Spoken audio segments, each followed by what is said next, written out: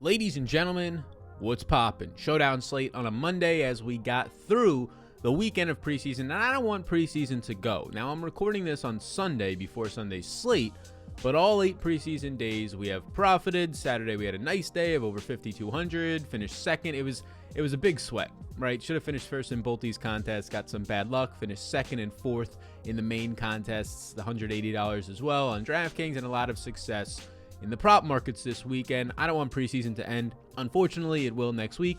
But that being said, we still have today's Showdown slate and a full slate of games 3 times next week. If you're just here for the first time, you're in good hands, trust me. And this is just a 1-game slate, so it's a nice place to start. But it is a Showdown slate for DFS. Now, we will be taking props. Most of the board is not out right now. I can talk about the props in more depth. We're going to be doing a stream Monday night before the game starts, and also in the Discord below. But on the Showdown slates, especially a slate like this, where there's some positions like tight end and quarterback that I just don't really want to play, defenses, which are normally important anyways in Showdown, they're the only position most of the time, 99% of the time, the only position, the only guy, if you will, that plays the whole game. And they get the benefit of going up against far less superior talent to the quarterback position for most of that game. So right at the jump of this, you're going to want to play, if not both, at least one of the defenses in the majority of your lineups. Maybe set a rule for that in the optimizer. We have an optimizer down below if you want to try it out, the Big Energy Sports optimizer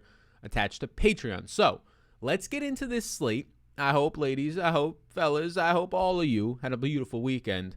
Let's do it. We're here. We're at the end of August. I know some people are saying, hey, the summer's ending. No. The summer's still here. We're going to schmack you around. The summer of schmacks is here for all of you. Let's start off by breaking down real quickly the quarterback position and why I'm not that interested in it. Now, to be interested in the quarterback position, especially on the Showdown slate, I'm looking for a few things. I'm looking for playing time 1. Will somebody play at least half the game, ideally 2/3 of the game? And 2, do they have rushing upside? Because when, these quarterbacks that get in the second half are not the greatest of passers, playing with not the greatest of receivers, right? And they only go for, even if they go for 110 yards and no touchdowns and no rushing yards, well, I'm sitting there at 4 points on a Showdown slate, and I don't feel that great. So when we start on the Jacksonville side, I look at what happened last week, and I look at what I expect to happen this week, and it's not great. Each of these quarterbacks played about a quarter. Trevor Lawrence only had 15 snaps. You see the leader in C.J. Beathard have 25 snaps, and the former 49ers quarterback actually has some mobility, but he really only played a quarter to about a quarter and a half in that game. 4 quarterbacks played. So when 4 quarterbacks are going to play, and all 4 quarterbacks are still in the roster, expected to play again, Urban Meyer continues to put this phantom narrative out there that there's a quarterback battle here, even though Trevor Lawrence is there, the first overall pick. So when that ends up being the case, I'm not as interested. And then we go to the other side where it's New Orleans. And you would think that I want somebody on this team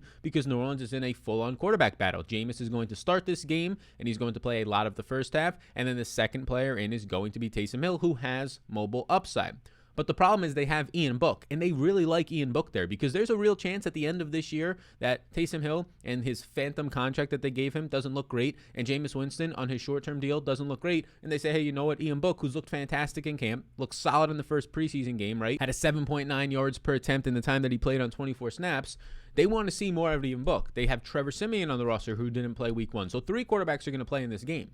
Again, if 3 quarterbacks are playing a quarter and a half each, it doesn't feel great. You're going to get 10 to 12 attempts out of each of them. And can 10 to 12 attempts, for the most part, get you there? I really don't think so. Taysom Hill also trying to be more of a pocket passer this year, did not run in that first preseason game. That's going to be an issue for you. So these quarterbacks, if they're going to score 6 points, 7 points, it can get you in play, but I'm not too enamored with them. Now, if I had to choose one quarterback, it would actually be the 3rd quarterback in the game today, Ian Book, who has some mobile upside and who I think probably sees similar, if not more, snaps to the other guys. I think they give the other guys about a quarter and a half each. Ian Book gets a quarter, maybe a little bit more than that, but against worse competition with some mobility. He led all 3 of these quarterbacks last week with 16 attempts, and he played 24 snaps, 4 more than either of the other 2. So that's the guy, if you want to go there, is Ian Book for me. They're all somewhat in play, but the main guys that I want to target is the wide receiver position. Before we get to the wide receiver position, we have to touch on the running back position, and it's a somewhat quick one because there's only 2 teams on this slate. If you're still watching and you're enjoying this, please do take a second of your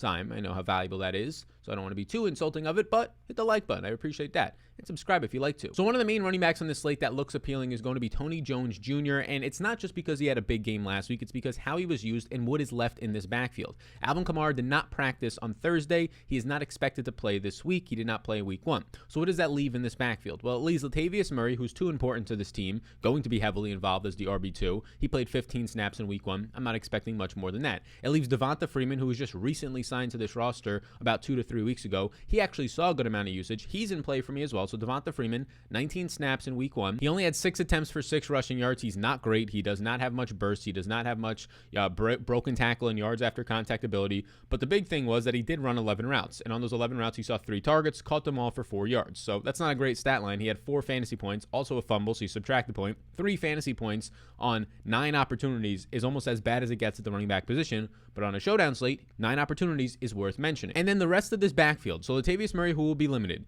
Mr. Devonta Freeman, who I'm not threatened by in terms of skill set, garnering more touches. They know what they have in that olding and sort of dusty veteran. And then there's 2 fullbacks on this roster right now. Sutton Smith, who saw 2 snaps in week 1, and then Alex Arma, who saw 7 snaps in week 1. Okay, so we have 2 actual running backs. Tony James would be the 3rd one there. And then Dwayne Washington only saw 6 snaps in week 1. He's on the outside looking in. He's been on this depth chart for a couple of weeks now or years now, and he hasn't really done all that much. He's had flashes of success here and there when he has to fill in, but I think they're looking for some new flavor in New Orleans. And that new flavor is going to be the guy who led this backfield in snaps last week with 23. He had 7 rushing attempts. He just played fantastic, so this is not a surprise. People are going to play him. 7 attempts, 82 yards, and a touchdown. He had a long run of 28 yards. But the thing that I like was he did run 7 routes. Now, he saw 5 targets on those 7 routes. So you're looking at a guy who saw over 120 total yards on 12 touches. Again, this is not going to sustain. He's not going to average 10 yards per touch. And he's also not going to see 5 targets on 7 routes run. A 71.4% target share when the NFL average on your routes run is closer to 15 to 20%. So Tony Jones is the best option on this team, followed by Devonta Smith at the running back position.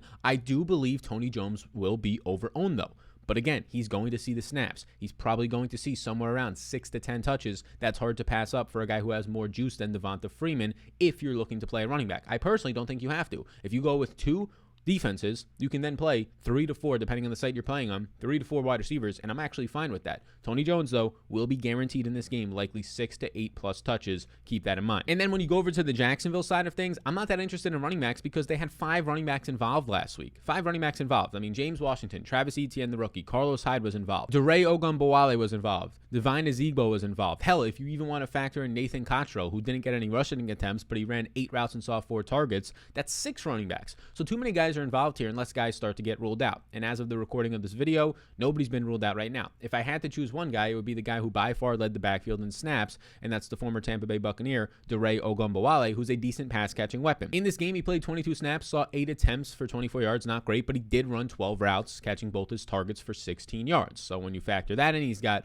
right there about 5 to 6 fantasy points, which is solid for a showdown slate. So DeRay Ogunbowale would be my favorite and really only running back I'm looking to target on this side of the ball. I know the rookie Travis Etienne is there. He did run 11 routes. It is a little bit enticing. He only had 1 attempt, though, for 2 yards. I don't think he plays more than a quarter when the starters leave. I think Ogunbowale probably plays about a quarter and a half, if not closer to 2 quarters. And now we slide into the most important position, and really the one where outside of the defenses, you can load up on this position because there's actual viable guys here on somewhat shallow depth charts due to injuries and suspensions. So before we get into the receivers, I want to let you know, though, about the sponsor of the program, and that is going to be SuperDraft. Now, we do have props on Prize Picks. They're just not fully out yet, and they're another one of our sponsors, as you can see on the screen, but you can check the Discord and the live stream for all the props action. We have profited all 8 days as of this recording of the preseason. Again, I'm recording before Sunday slate, but we're assuming to profit all 9 heading into Monday. So the props are as live as ever. But this is what you're seeing right now. You're seeing a couple of contests with $2,500, $1,000 to first place for the showdown slates.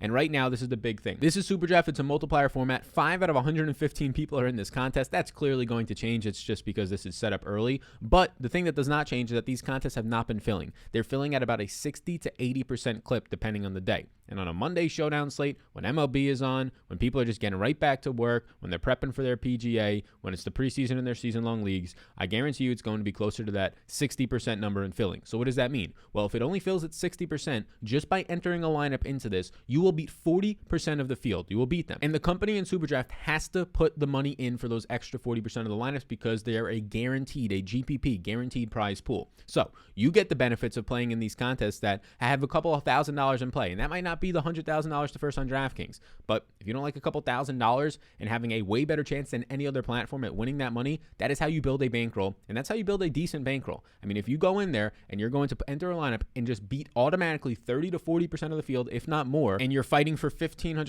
or $2,000 to first place, that is as good of a chance as you're going to have to win $1,500 or $2,000. When you're in the contest with 25,000 people trying to win $50,000 to first on DraftKings, I'm sorry, but odds are you're not going to win that one. This gives you the best odds. Check it out. And if you want $25 to play with for free upon your first deposit, use the code SAL. Simple. It's all linked down below. Any questions on it, just let me know. We've been partnering with SuperDraft for 2 years now, so be sure to check them out and take advantage of that offer for free. Free, free money. Your best chances of winning Dollaruskis. Alrighty, let's get into the receivers now, and we'll start with Mr. Colin Johnson, who Colin Johnson I think might be too important to this team, but they didn't show that last week. Colin Johnson has a roster spot. He's a rookie from last year. He's a monster. I mean, he is just an absolute monster. He's like 6'4", 220 pounds, has red zone upside. He ended up playing last week 32 snaps for this team, and he led the entire Jacksonville Jaguars team with 23 routes run. Now, here's the thing. It only led to 2 targets, and it led to 1 catch for 0 yards. He scored 1 fantasy points on 23 routes run. That's not going to sustain for a monster who is very talented in getting usage. We might have a diamond in the rough here. I expect people to play him, but if he would have gone out there last week and had 4 catches, 60 yards, and maybe a touchdown, or just 4 catches, 60 yards, he would have been the highest owned player on the slate. I think this might be one of the best plays, if not the best play on the slate, because of the fact that he has uncapped. Nobody really knows. He's that underground volcano about to erupt. I like Colin Johnson a good amount. We can slide over to the Saints now and Ty Montgomery. He was drafted as a wide receiver by the Packers to be the next Randall Cobb, and then he ends up getting transitioned to a running back because they dealt with injuries, and then he gets traded to the Saints where he gets transitioned to a running back last year, then gets injured for the whole entire season, and now they're transitioning back to a receiver. In week 1, he did not play any snaps as a running back. He played all 28 snaps as a wide receiver, and he ran 19 routes. That's very good. He had 3 targets, caught 2 balls for 27 yards. He saw a target out of the slot. He saw a target of 20 plus yards, so they're using him all over the field. I think Ty Montgomery is firmly in play. Important to mention that Michael Thomas not going to play in this one, and Traquan Smith has not practiced and did not practice, so he's not expected to play this week as he's dealing with injury. So they're down a couple of bodies. Deontay Harris did not play in the first week of the preseason due to suspension. So down a couple of bodies here for this team. Tommy Lee Jr. did not practice or play last week, and now he has not practiced this week. So they're down a lot of guys, meaning that there's going to be more opportunities. Marquez Callaway is somebody that right now profiles out as the wide receiver 1 on this team. I was not expecting him to get a lot of playing time last week, but he did play 20 snaps, and he's by far going to be the best receiver on the field at any point for the New Orleans Saints. He ran 13 routes, and he saw 4 targets, catching 3 of them for 61 yards last week, and he saw a target of 20 plus yards. Again, he's not going to have all the usage. He's going to probably play 1 to 1.5 quarters when some other guys are going to play 2 to 2.5 quarters, but he's going to be a far superior talent and playing with better quarterbacks like Jameis Winston, who will toss him the long ball. He had success last week with Taysom Hill, now gets an upgrade there from Taysom Hill to Jameis, so Marquez Callaway is in play. The next guy I want to talk about is Little Jordan Humphrey. Little Jordan Humphrey is very slow. He was one of the slowest guys that ever ran the 40, but he's been staying on this roster. 2019, he had a decent preseason, and he started week 1 with a bang in terms of his usage and production. 34 snaps, he led the team with 23 routes and saw 5 targets. He brought in 3 of them for 29 yards and the touchdowns. He's highly involved. He's similar to Colin Johnson from Jacksonville, except this guy actually produced. So I'm expecting Little Jordan Humphrey to be higher owned, although I think Colin Johnson is a better player with similar usage. He also saw a target of 20 plus yards down the field. So that's another guy in play for you. And then there's some other talents. I mean, Juwan Johnson is a former wide receiver. I think he started at Penn State, then went to Tennessee, and then he played tight end week 1. He played tight end, and he was running more routes than Adam Trautman. This might be the Adam Trautman killer if he actually plays, because Trautman wasn't running a lot of routes. So he played 25 snaps, and he ran 20 routes as a tight end. Saw 2 targets, 2 catches for 71 yards. He had 1 deep target, obviously getting a lot of his yardage in that game. So Juwan Johnson, the wide receiver / tight end, is in play because he ran 20 routes. We can head back to Jacksonville, where there's a man named Josh Hammond. Josh Hammond played 21 snaps in week 1, and he ran 18 routes. Now, he saw 7 targets. You're not going to see 7 targets on 18 routes. More often than not, you run 18 routes in the preseason, you see 2 to 3 targets. But his 18 routes led to 6 catches for 55 yards. expect like little Jordan Humphries usage and production mainly. Expect people who just look at the stat logs to say, damn, this guy had 6 catches. He's highly involved in the offense. He was decently involved, but not as high. It makes it seem like he ran 30 routes. He only ran 18. 4 of his targets, though, came from the slot, which makes this production reliable because it's easier to complete those passes. So Josh Hammond would be probably my second favorite option at the wide receiver position from Jacksonville. Now, there's some other guys, of course, on these teams. I mean, you have Laquan Treadwell, who's apparently having a very solid camp for Jacksonville. He played 23 snaps, ran 16 routes, but he's mainly going to be running go routes. Did catch 2 balls for 18 yards on 3 targets in week 1. There's Marvin Jones, who I think is by far the best receiver on this team. Yes, ahead of DJ Shark and ahead of Laviska Shenault. He did not play much, but he got a lot of attention. In week 1, he ran 11 routes. He was playing with Trevor Lawrence. He connected on 4 targets from Trevor Lawrence for 3 catches for 52 yards. So he'll be the best receiver on the team. He'll be somewhat limited, probably only play a quarter, but he'll have the best quarterback throwing him the ball.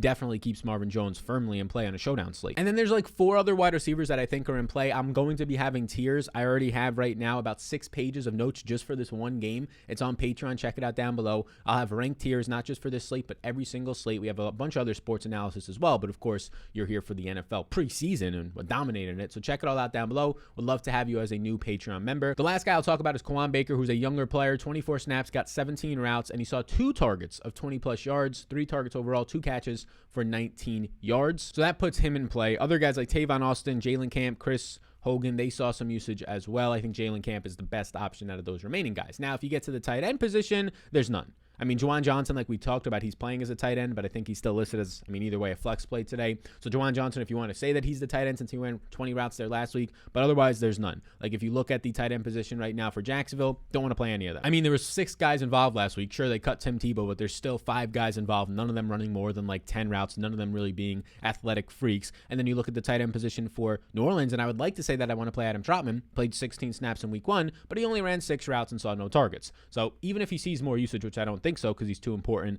as a versatile player, but even if he plays 20 snaps and runs 8 to 10 routes, that puts him somewhat in play, but all those other receivers I was just telling you about are running 16 to 20 plus routes, and they're getting more targets downfield. So I'm just going to go with those guys. Nobody stands out all that much at the tight end position outside of the Juwan Johnson type of hybrid player. So thank you for tuning in. I appreciate you tuning in. This is just a showdown slate, but we're going to have more content for season long. Every single day, season long videos are dropping, and the final week of preseason as it approaches next week. So thank you. If you have a second of your time, hit the like button and support the sponsor of the show. This allows me to turn these lights on, build this studio, and talk about the preseason full time. Write 6 pages of notes for a 1-game slate. Write 48 pages of notes for a 10-game slate like Saturday slate. So I appreciate you so much. If you want to support the sponsor of the show, you get free $25 from SuperDraft. And not only that, but again, if you enter a contest, you're probably beating, on average, 30% of the field just by entering a lineup. So thank you so much for tuning in and spending your time and your day with me. I'll see you all in the next one.